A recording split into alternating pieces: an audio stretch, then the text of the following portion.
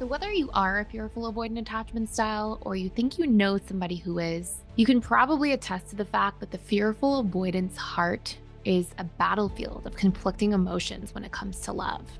You see, a fearful avoidant experiences this ongoing push pull of wanting closeness and yet fearing vulnerability when it comes to relating to others. And in today's video, we're going to take a deep dive into the complex world of what it means to be a fearful avoidant, and in particular, what a fearful avoidant experiences when they feel romantic feelings for another person.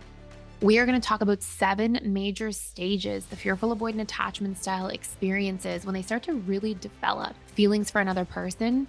And most importantly, if you stick around till the end of this video, we will talk about some really powerful tips for what you can do, whether you're the fearful avoidant or loved one of a fearful avoidant, trying to understand everything that's going on.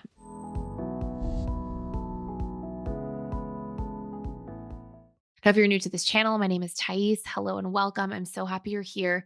I put daily videos out here on YouTube all about attachment styles, the subconscious mind, and how we can really build the best relationships of our lives by understanding really important psychological principles. So, the first thing that fearful avoidants tend to experience when they first begin to develop some sort of feelings for another person is strong infatuation. And when a fearful avoidant is very infatuated with another person, they make big efforts in a relationship. Fearful avoidants are very all or nothing. If they're interested in somebody and truly interested, they will go all in. And if they're no longer interested, or if somebody hurts them or burns them, they will go into absolutely nothing. They will tend to almost act like somebody doesn't even exist. And they can really shut down and ice people out. So when it comes to this strong infatuation, what you'll generally tend to see is that fearful avoidance will show up 10 out of 10. But this brings us to the second principle of what happens as fearful avoidants start to experience romantic feelings is that they get into a space where, because their feelings are so strong, and because a lot of the times fearful avoidants tend to kind of feel for and prioritize people above themselves, they begin acting in a way that's codependent without even consciously realizing it.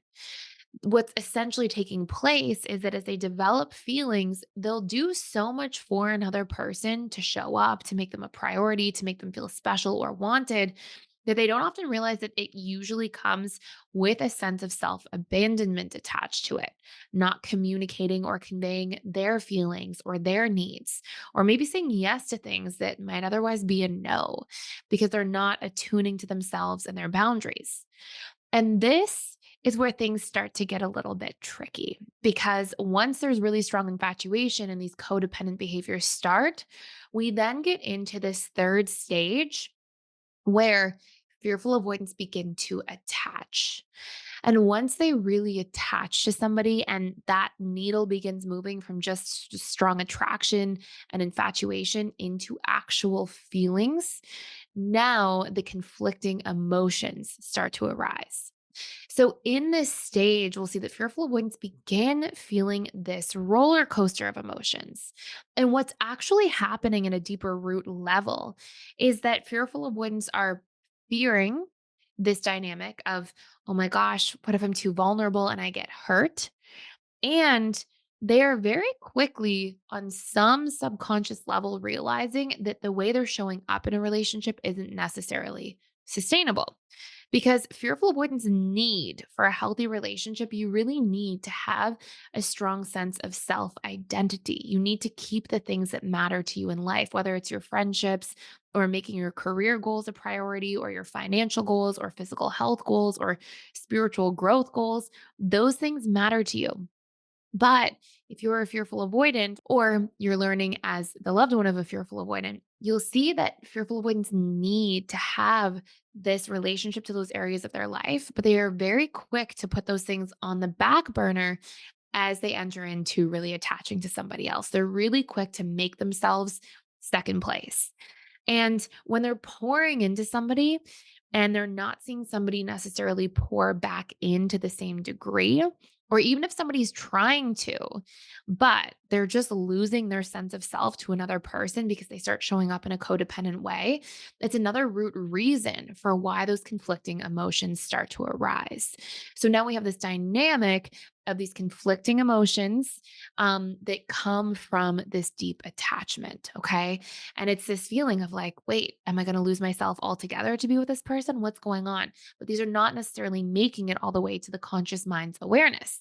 And so this internal conflict begins to create this small roller coaster. And this brings us into the fourth part here, which is this big fear of vulnerability. Now, once we deeply attach to somebody, we're going to feel vulnerable. Once we have feelings that go beyond just infatuation or attraction, vulnerability will take place. But for a securely attached person, they would actually feel fairly comfortable in the vulnerability. It's almost like there's this degree of discomfort, but they're comfortable within that discomfort. They're okay with letting their guard down and they feel like it's kind of par for the course. We're never going to really be able to circumvent vulnerability in a close relationship. It will inevitably be there. But when we have less resistance to the vulnerability, when we're less afraid of vulnerability itself, it obviously makes the process that much easier. But that's not the case for a fearful avoidant attachment style. Instead, fearful avoidants tend to have this deep seated fear of vulnerability. And while they crave that emotional connection, they often find it really difficult to fully open up because they struggle to trust. And it's not just trusting the person in the moment, it's almost like they struggle to trust the future. How can I know now that even though everything's perfect, 10 years from now, something won't completely change? Or 5 years from now, one of us won't get bored or change our mind? Or somebody won't get really hurt by the other person? And fearful avoidants tend to have this deep fear of many of these things and more, where it can cause them to want to push back the more they feel. It's almost like for a fearful avoidant, the more that you feel feelings for somebody, the more they can hurt you. And this hurt that you're fearing in the future is almost assumed. It's almost like this is really going to hurt because I care so much. And because of that, this is again where we'll start to see the roller coaster of emotions really begin. This brings us to number five. We get into the territory of mixed signals. Fearful avoidance in this area, they start to flip flop a lot.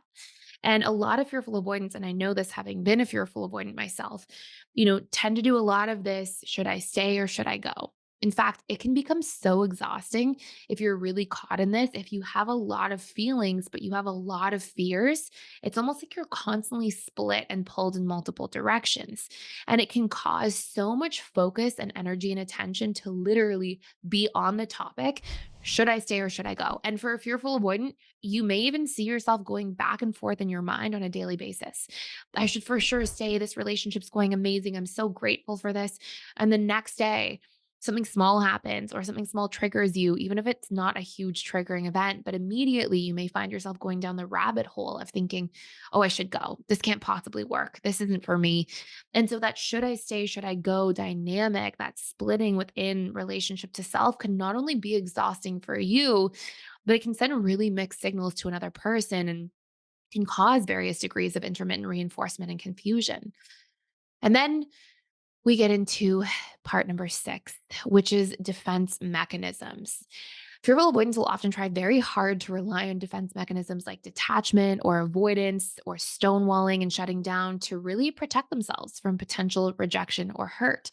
In fact, some of the defense mechanisms of a fearful avoidant can include things like criticizing their partner or trying to actively push them away or test them to see if I push them away, will they end up staying or trying to make the relationship work?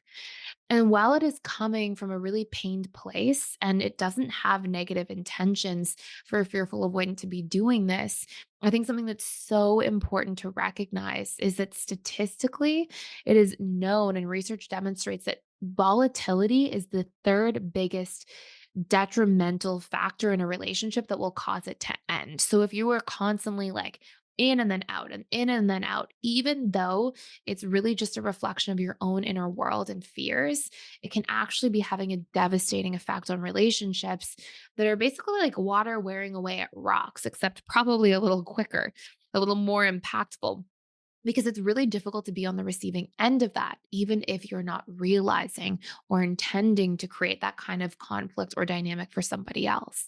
And it's in this stage that fearful avoidants may have more of that volatility expressed through their defense mechanisms, like testing or pushing somebody away or becoming more critical.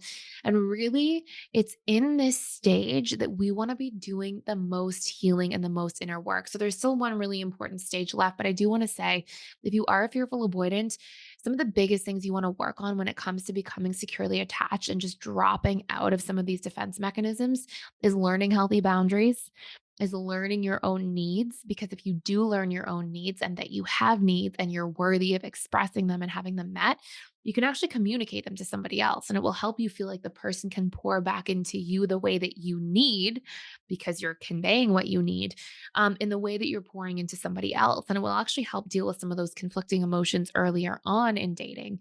And the more you can reprogram core wounds, so really recondition these big fears that I will be abandoned or I will be trapped or I will be, betrayed by somebody, even if it's in the future, the more we can drop that relationship baggage and really shed these ideas that we've attached to, certainly because of past painful events where maybe we did have manifestations of that existing, the faster we can drop those things and leave them in the past, which is where they actually belong, not only will you feel better and you feel more healed, but it will definitely benefit your dating life and all of your relationships. And it will actually help you to really let somebody in and build proper trust in relationships.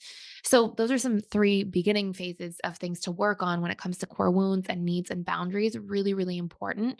And if you want to do a deeper dive fully for free, actually, before I get to the seventh point here, we have a 14-day free trial. So you're literally able to access all of the personal development school courses for free.